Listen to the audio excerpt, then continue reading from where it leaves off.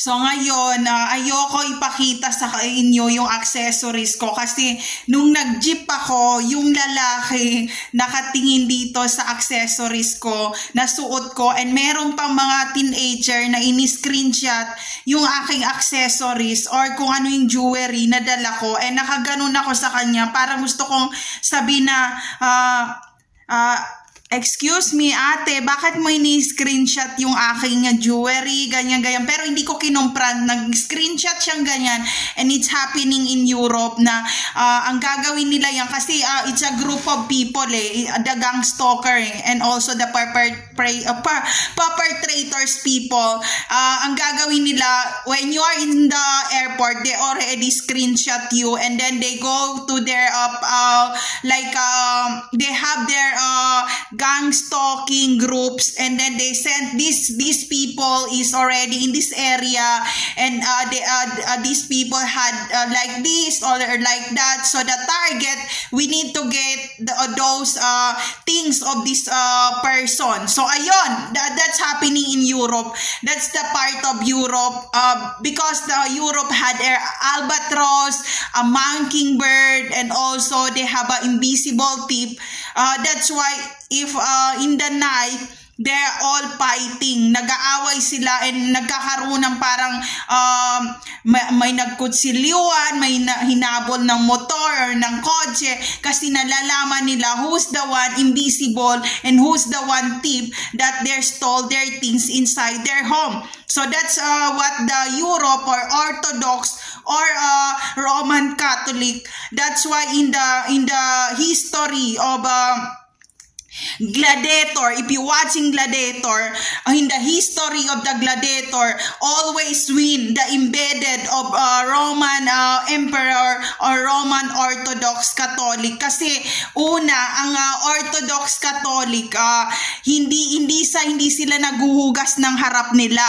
Ang ano nila, ang kanilang pag-iisip, yung kanilang mindset, di ba uso ngayon ng mindset, kumbaga wala silang pakialam, basta pag nagsagera sila, ihi dito, ihi doon, wala silang pakialam kung CR ba tong nasa likod or CR ba yung nandyan sa gilid, wala silang pakialam. And also, pag nakipag-sex sila, wala silang pakialam kung table to, table yan, o kung sino man yung nandyan, o kahit nandyan yung mga kakilala nila, kung gusto nila mag-FU1, ganon ang ugali. So, yun ang Greek na mga gladiator, ang mga ugali, and also they're perfect, slim body, long nose, and medyo may pagkabigaon ng kanilang history. And that's the history na Cleopatra, kumbaga na in love siya sa isang Greek Orthodox Catholic na isang lalaki na warrior sa kanilang lugar, and hindi alam ni Cleopatra na that man is already married to Catholic ladies, and also they had their daughter and son and family in Europe. So yun, so ang ginawa ni Cleopatra, kasi si Cleopatra, for your information, hindi siya babae. Cleopatra, in the history, she is not a lady, she's transgen. So, yan ang hindi na-google na mga tao sa kapanahunan ngayon ng black and white, ng World War Zero. So, ayun, siya ay transgen, and na-find out yun nung Roman Emperor Catholic Orthodox na mga ladies, kasi nasa religious books lahat yan Kung mababasa nyo yan, hindi nyo na kailangan lumabas ng bahay kasi malalaman nyo kung anong history ng mga tao dito sa mundong to. So ayun, kami mag-asawa, mahilig kami sa history. Dalawa kami, mahilig kami sa history. Si Hiro, si Gabi, mahilig kami sa history. And hindi kami fan ng TV talaga. More on history, mahilig kami mag-google, mahilig kami mag-search ng, kumbaga magkakaroon pa kami ng information and also Hero likes the mga ano talaga, yung travel, yung mga ganon, or mga puzzle, or yung mga ganon, yung parang punta tayo, adventure tayo. Ganon kami dati mag-asawa. Kaya yung baby namin, ganyan lang yan. Ultimo, kahit walang damit yan, nakalampin lang yan. Magpa-flight kami kung saan namin gusto. Yun ang problema ng mga kapitbahay namin doon sa lugar kung saan kami tumagal.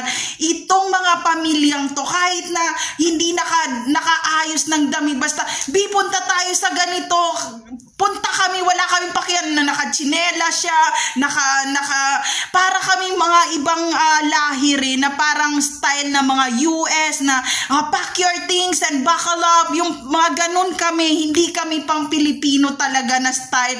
So kahit nakalampin pa yan, and ang pinakamalala talaga ako, may mga times na ang asawa ko, sinasabihan ako na, yung daddy mo, nagdadrive ako and pinapa-daddy mo yung bata dito. And then sabi ko sa kanya, excuse me, pinifeed ko ang baby, ganyan. Anong problema? Sabi niya, ang sakyan hindi naka-tented, naka-clear glass lahat, nakikita yung boobs mo na nagpapadedi ka. Hindi mo pwedeng timplahan ng gatas kasi meron namang formula timplahan mo, padede mo, ganyan baby. Sabi ko, ano bang problema mo? Kasi ang baby ko hindi pa 0 months pa lang to, and it's okay to feed the baby 0 months old. And then sabi niya, hindi ko alam kung anong ugali mo talaga, ganyan siya sa akin. Sabi niya, kamukha ka ni Cleopatrang napango. Sabi ko, wala kang pakialam. Sabi niya, kamukha ka ni Medusa, pero ikaw yung nagdurusa. Mahilig kami and then sabi niya, pag nalulungkot ako, gagawa niya iyan ako ng mga words, mga ganyan, and then magtatawanan kami ni Hero, ni Gabi, ganyan. So wala akong control. Pag tumai ang bata, dito sa pranchette, papalitan ko siyang diaper, ganyan, and sabi niya, hindi ba pwedeng hihinto tayo, and doon muna palitan ng bata. Sabi ko, dito na kasi nga, magkakalat pa yung bata, pwede na mapalitan. So, nakakandong ako ganyan sa transit. Sabi, 0 months ang baby, not allowed talaga. Dapat nasa baby, talaga siya, yung seat nga ng car, ng baby seat sa car. Hindi pwede yung ganyan kasi ang baby, pa lang yan, 0 months pa lang yan, ginaganon akong asa ko. Sabi ko, dito na kasi ayoko na hiwalay sa akin, and ang cute ng baby, ginaganyan ko siya. And sabi niya, pinanggigigilan mo, sabi ko, hindi, ginaganyan ko. Sabi ko, mag-milk na baby. And then sabi niya, bawal yan dito sa sakyan. And then may mga times na parang sinisita kami ng parang MMDA, ganyan. And then parang sabi ko, sabi niya, yung boobs mo.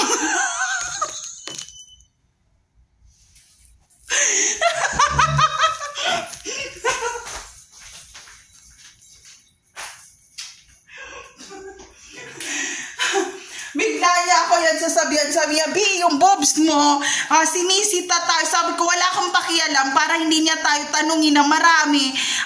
Nakapokus na siya sa daddy ko, and okay pa naman, maputi pa naman yung daddy ko, and may konti lang itim dito sa nipple. Sabi niya, pakibalik yung brabi kasi hindi ako makapokus mag-drive, and mababang na.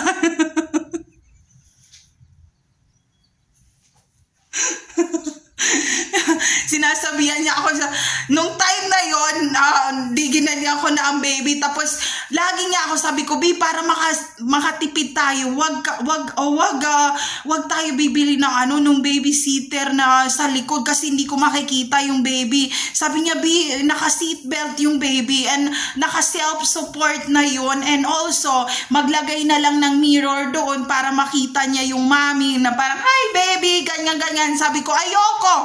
Sabi niya, pag namultahan tayo niyan, mas mahal pa doon sa crib yung yung multa na ibibigay sa atin ng police traffic talaga, be. And then sabi ko, ayoko, gusto ko dito sa akin ng baby. And sobrang kulit ko.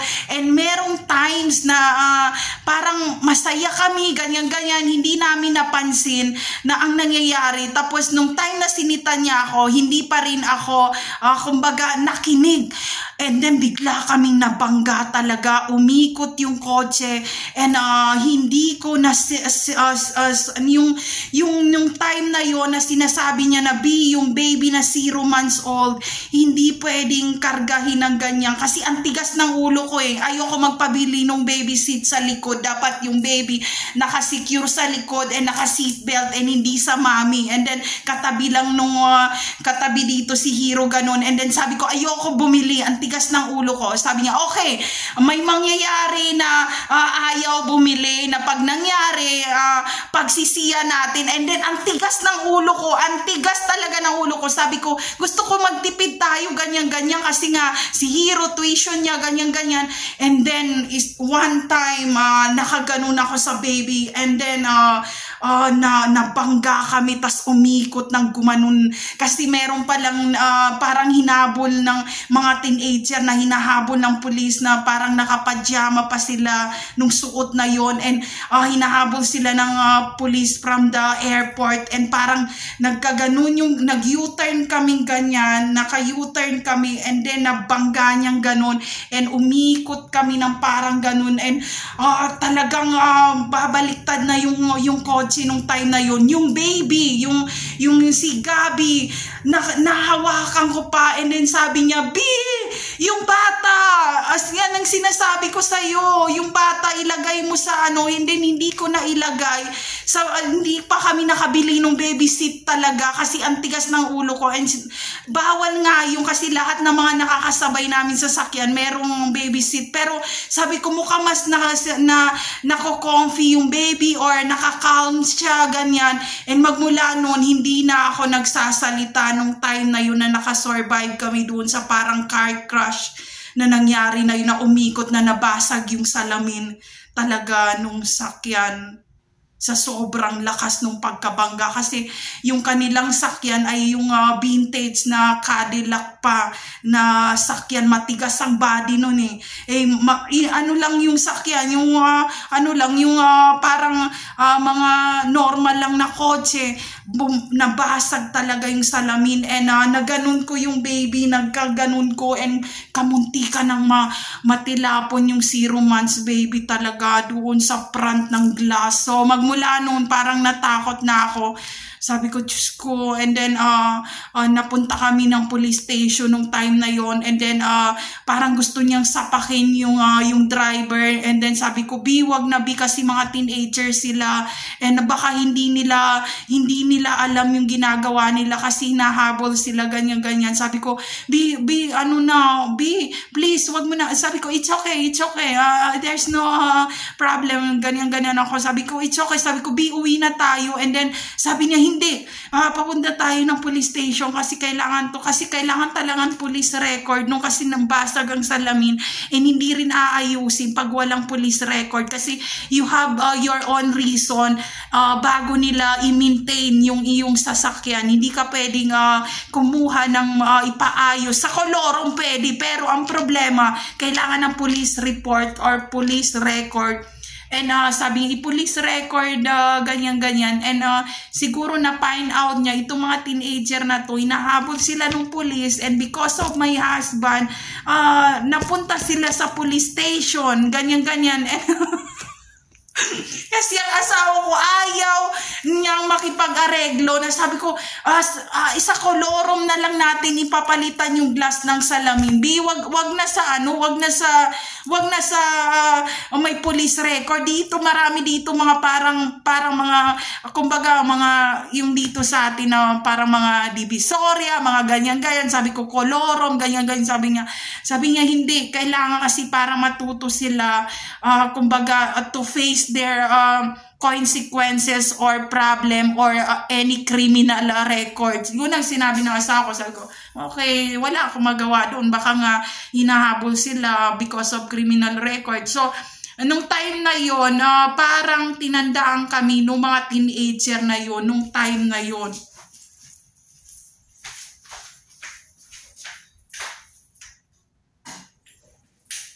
And then, nung time na yon, yung mga teenager na, kasi nung time na yon, ang anak ko hindi pa nasa months pa lang siya. Nasa months pa lang yung anak ko nung time na yon, and parang tinandaan kami nung mga teenager na yon, and hindi ko alam na kasi meron ng parang nagbabiral, ganyan, YouTuber, TikTok, ganyan. Itong mga bata pala na to na hinahanap, sila pala ay mga anak din na mga general and police in those cities, in those country. And na-rescue sila because of our police report, and also kasi yung baby, baka nasagasaan na yung baby na nag-jump na doon, and then kung nasagasaan yung mag-freak out talagang asawa ko na mas malaking gulo talaga. Kaya nainis siya dahil yung baby ang nasa isip niya, yung 0 months baby ang nasa isip niya, na kung natila po ng baby, siguro makikipag-UFC siya or malaking mixed martial UFC ang mangyayari sa kanila sa street. And sabi ko, tama na, awat na. Kung sinapak niya, hindi, sabi niya, pumunta tayong lahat sa police station for the police record. And nakatingin yung mga teenager doon sa 0 months baby na nasa lampin pa na nakakaganyan sa akin. And parang sabi, okay, hindi natin maiwan yung pamilya, kasi kung natapon nga yung baby, paano na yung baby, ganyan. So parang, okay, we go in the police station, sumama na rin sila. Sabi ko, it's okay. Sabi ko, okay lang. Parang sabi nila, oh my God, matilapon yung baby na dala nila. And pati ako, masabihan na naman ang pulis, kasi ang tanga mong mami, bakit mo kinandong ang baby? So yun na naman ang problema. Kaya para kaming hindi kami, kasi ang nangyari pag ni-report niya si ganito, kung namatay yung baby na natilapon, pati ako, 3 kami, sabit kaming lahat doon Kaya parang naisip namin, punta na lang tayo lahat sa police station. Kasi pati ako na-guilty, kasi sabi ko, once na magsalpukan sila, di ba, nagkaroon ng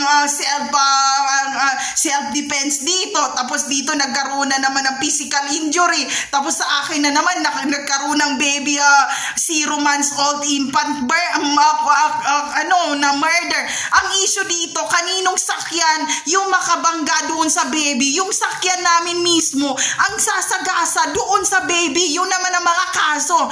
Kaya ang nangyari sa aming 3, hindi namin alam kung anong gagawin. So dahil nga sabi ko, parang walang gulo talaga, sa police station tayo lahat pumunta, kasi pati ako may mali ako Hindi nakalagay sa baby seat yung baby. Paano kung natapon siya tapos na murder na hindi ko kaya tingnan yung baby na gano'n. Hindi ko kaya na yung baby na parang nadurog na daga sa ilalim ng tire ng gulong ng kotse. So nung time na yon, kung nagsigawan sila doon, hindi sila nagsigawan, and maayos naman, siguro pinasundo yung mga teenager na yon na ayaw nilang umuwi sa mga magulang nila. And ang nangyari pa, yung mga teenager na yon ay naging police na sila ng time na bago ako ngayon bumalik ng 20th century, kasi sila rin ang kasama doon sa interrogate na yon. Sabi ko, wow, siya yung teenager noon, pero ngayon police na siya ngayon. And then parang nakita niya ako, sabi niya, lagi siya nagkakaroon ng ng problema yan, ganyan. Sabi ko, wow, nakita ko to nung 0 months ang baby ko and teenager ng mga anak ko. Congratulations, naging police pala siya. Tapos parang inaawat kami dahil gusto namin magsalpukan. Sabi ko, hit me. And then meron pa doong yung parang ano sa airport na yon na police na sabi, bigyan sila ng mga baril challenge. And then sabi nung ano, wag, sabi niya, wag, sabi ko, sige, sabi ko, sige, kaya ko gawin yon. Lumabas tayo sa lugar na to and gawin natin kung ano man ang martial art UFC na gusto nyo. Wow, civilian, lumalaban, ang gaganon dyan. Sabi ko, hindi ako nagbibiro. Not all the Filipino is stupid that you think that we are all not in go in university. Sabi ko, try me, hit me and I hit you. And sabi ko, wow, matapang siya kasi nga mga pulis sila. Who cares? Ako, civilians ako. I civilize myself and you're the one who want to hit me. If you hit me, I hit you. Not all the Filipinos say sorry. There's no sorry and apology. And there's no cure for the ignorance in this world. So, ayun, sabi niya, who's the name? And then, pinangalanan nila na Miss Manila. And then, maya-maya, Miss Manila, paging Miss Manila. Sabi ko, ang kulit nyo, pauwi na ako. Tapos, ayun yun. Sabi ko, oh my God, yung mga batang hinahabol noon ay ngayon ay professional na ngayon. So, yun ang ayaw ko na bumalik ako sa lola ko sa Mindanao at sabihin, yung batang naglayas noon, ngayon, naglalayas naman kahit matanda na at hindi pa rin nakatapos mag-aral. So baka yanigin yung kubo sa galing.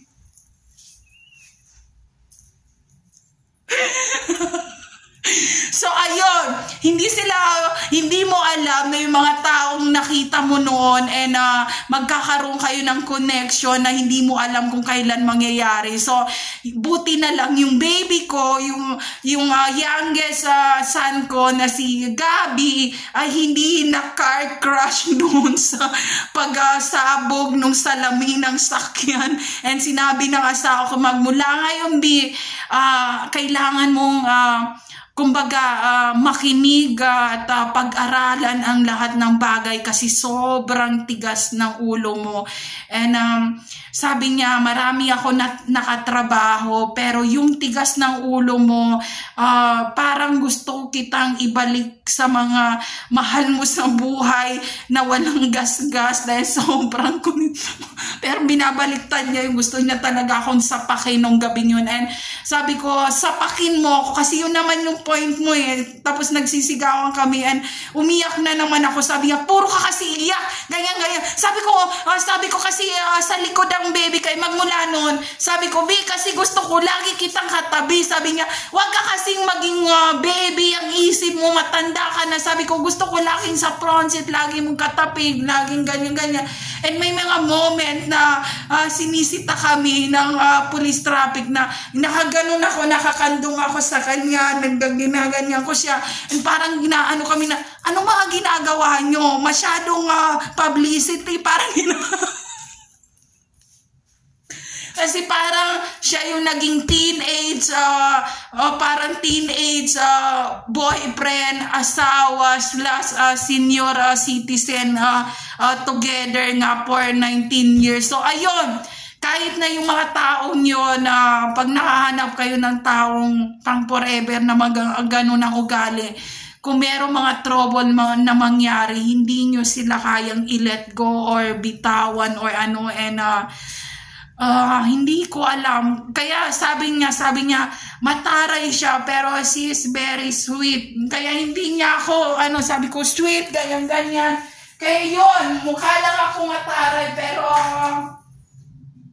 madali akong umiyak and madali talaga. Hindi ako nasasaktan pero pag galit ako, iniiyak ko yung galit ko. And kaysa naman dito ko sa dibdib ipunin yung sama ng loob ko. At least masabi ko yung gusto kong sabihin. And sa kanya naman, hindi niya kayang sabihin yung gusto niyang sabihin. Kaya maya-maya, ang sakit ng dibdib ko, ganyan. Ang sakit ng dibdib ko kasi sabi ko, murahin mo kasi ako, UFC mo ako, ganyan. Sabi niya, ayoko kasi yung pag-UFC ko sa'yo sa bed. Maya-maya, pag nakita ko yung mga likod mo, iba na naman ang UFC na mangyayari.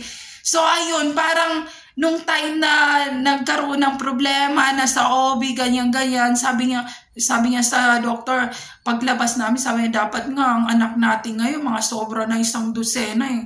Sa araw-araw na mga ginagawa natin, mukhang tayo na lang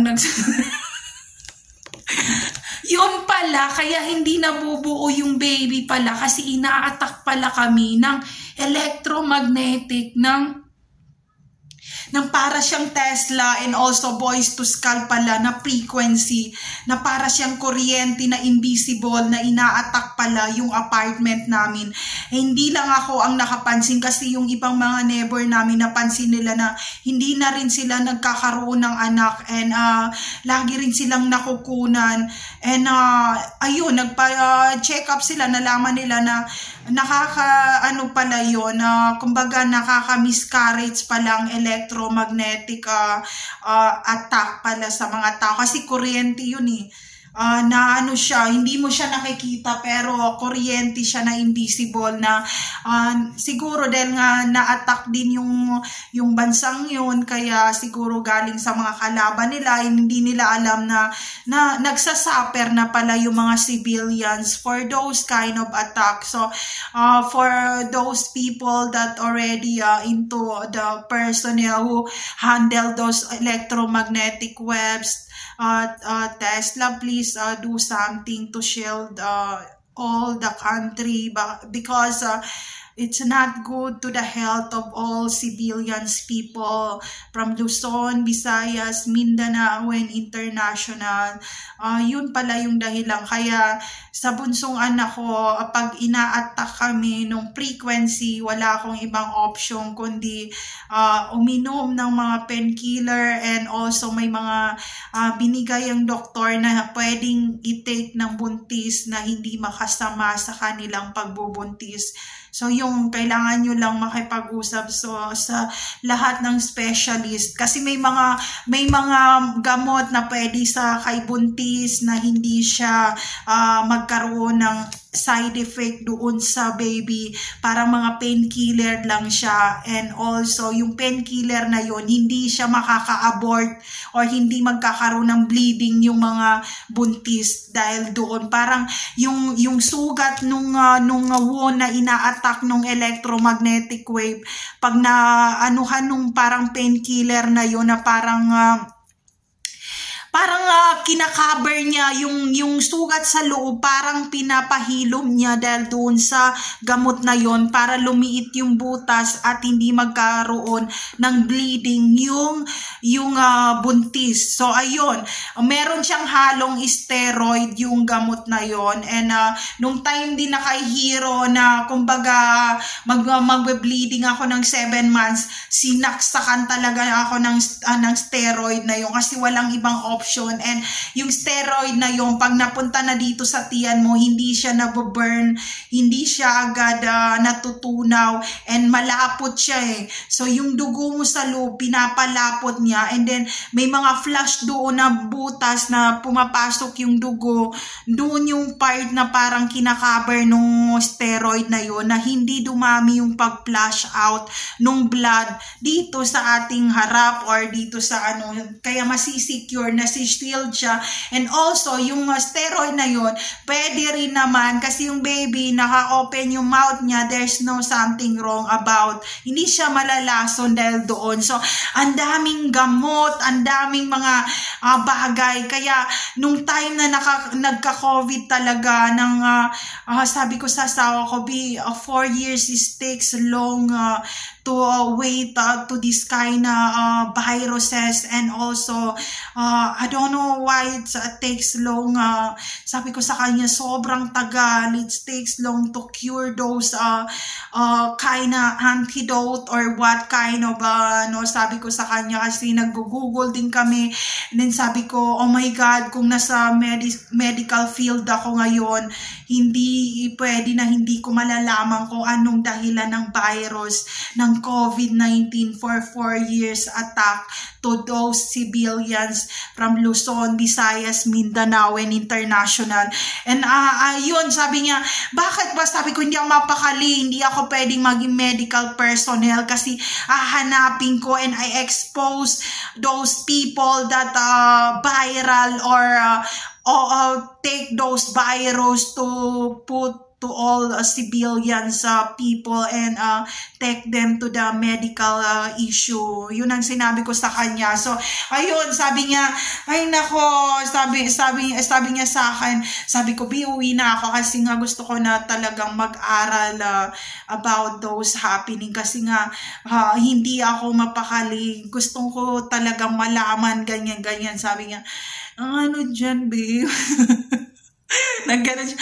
Ang ano dyan, di ba pag naka-uniform kayo, ganyan. Tapos, paano yung, pag yung mga doktor na yung, di ba lahat ng doktor, mga gwapo sila, ganyan. Tapos, paano kung ihayan pagsiselos na naman ang nasa isip niya nung moment na yun. Sabi ko, hindi ako tanga, hindi ako pinanganak ngayon, matanda na ako, alam ko pagsiselos ang dahilan, kaya hindi na naman ako makakapasok na naman ng eskwelahan. So, nasa tao na yung kahit anong gwapo yan or kahit anong narating na mga taong yan, they have their own past and all those past that they want to, kung gusto nilang mahalin or balikan, hindi mo yan na maharangan ng kahit anong harang Kahit anong gawin mo, if they love each other, you cannot do something to hurt them, to kumbaga attack or kumbaga paghiwalayin sila. Parang ganyan lang yan. Kung mahal nilang isa't isa, hindi mo sila pwedeng paghiwalayin kasi alam nila, ganyan lang yan. Kaya pag pinusuan ayun, isa pa yun na problema namin talaga mag-asawa. Kasi nung time na yun, parang iniinggit niya ako na may games na ganyan and pinusuan ng games ko na sa YouTube, ganyan. Okay, sabi ko, ngayon pa ako magsiselos. Dati nga maraming pusuan nangyayari, tapos hindi naman ako nagsiselos, ganyan. Ang nangyari, pag nakita niya yung post sa YouTube na may pinusuan si ganito, sabi, gusto ko nga makita kung anong itsura niya, ganyan. Sabi ko, ano bang problema mo?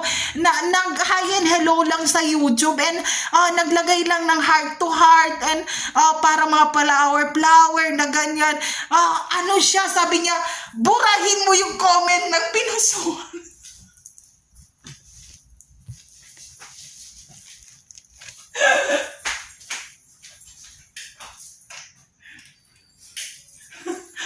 Tapos yung itong huli na sabi niya, B, mag-aaral ka ba talaga? Sabi ko, oo. Tapos nung nakita niya yung kinuha ko sa university, and then sabi niya, B, ito ba yung course mo talaga? Ayoko i-shout out. Sabi ko, anong problema mo? Sabi niya, B, ayoko pa na umuwi tayo, ganyan. Gusto ko pa magstay. Sabi ko, anong problema mo? Sabi niya, ito talaga. Sabi ko, anong problema mo talaga? Sabi niya, umuwi ka mag-isa. Hindi ko isasama yung mga bata. Maiiwan ako dito mag-isa. Nagganon siya sa akin. Sabi ko, ano ba problema mo? Sabi niya, ikaw muna umuwi. Pakiramdaman mo yung pag-aaral mo. Pero sabi niya, ito pala ang course mo. Sabi ko, anong pakialam mo sa ano? So, hindi ko siya shout out yung course ko dahil masasabutain na naman ako. Dati, sponsorship yan ng ng mga ABS, ng TV5, ng GMA. Hindi rin ako pinayagan. Sumusobra na kayo Matanda na ako. So, ayun. There's no safe place to all targeted individual out there. Take care always, everyone. Mag-ingat kayong lahat and umuulan ng malakas ngayon. So, ayun na.